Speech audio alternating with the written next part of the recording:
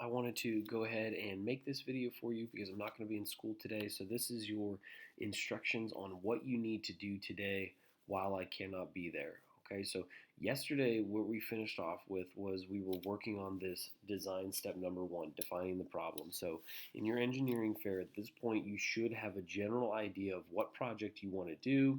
And remember, if you haven't gotten there yet, it's just on this page, these different topic selections, just kind of go through and decide which one that you are thinking you want to do. Okay?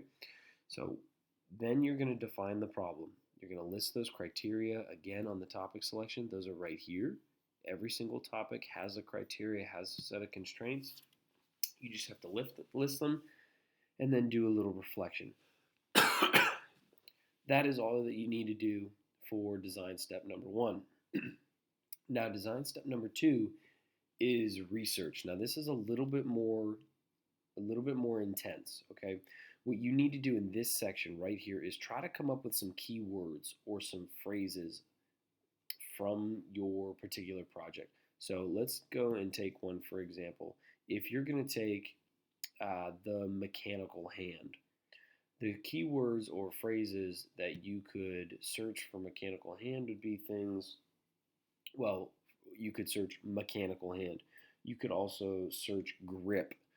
You could search you could search how fingers work.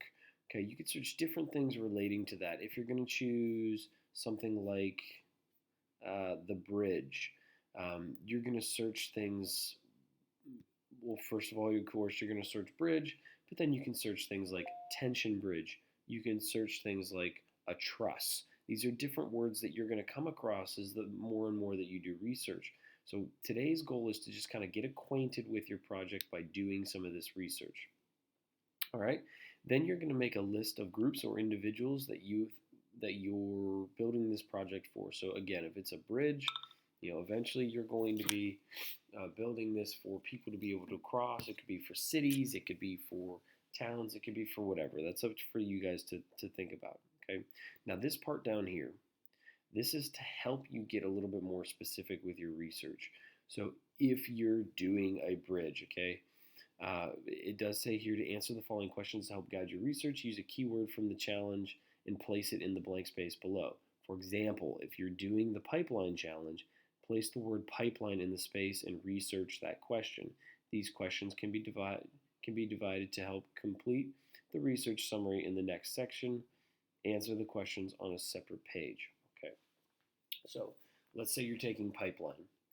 What you're going to do is amongst your group, you're going to kind of split these questions up and you're going to research these questions by putting the word pipeline in the blank.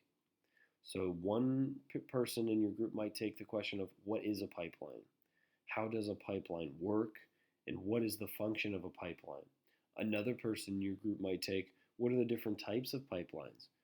Can you find a diagram of how a pipeline works? And what are the subsystems or smaller parts of a pipeline? And then maybe the last person in your group takes the questions of can you find a major pipeline project that has been built? And what is the history of pipeline construction?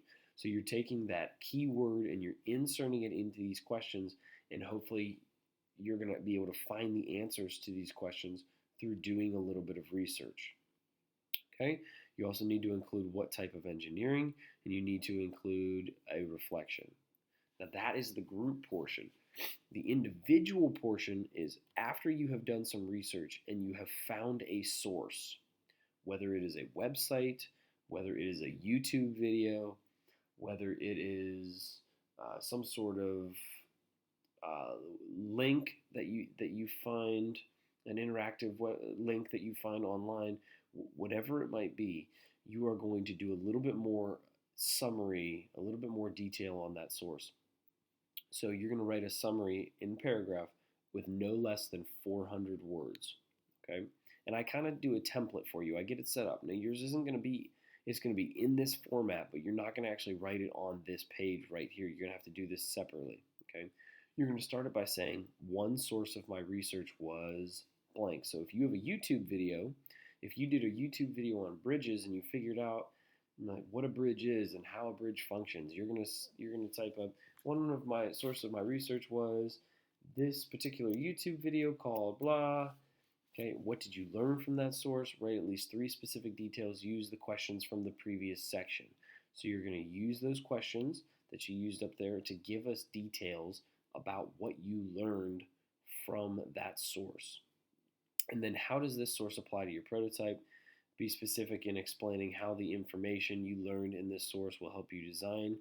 So again, we're looking for how does this research apply to your project, and then how is it going to help you design your project? And you can start that off by saying, now that I know this, or this helps me understand that for our project we will need to do this. Okay, and then there is a works cited portion down below. All right, guys, listen, I want you to work on this today. This is the only thing that you have to do today. Just become more acquainted with your project.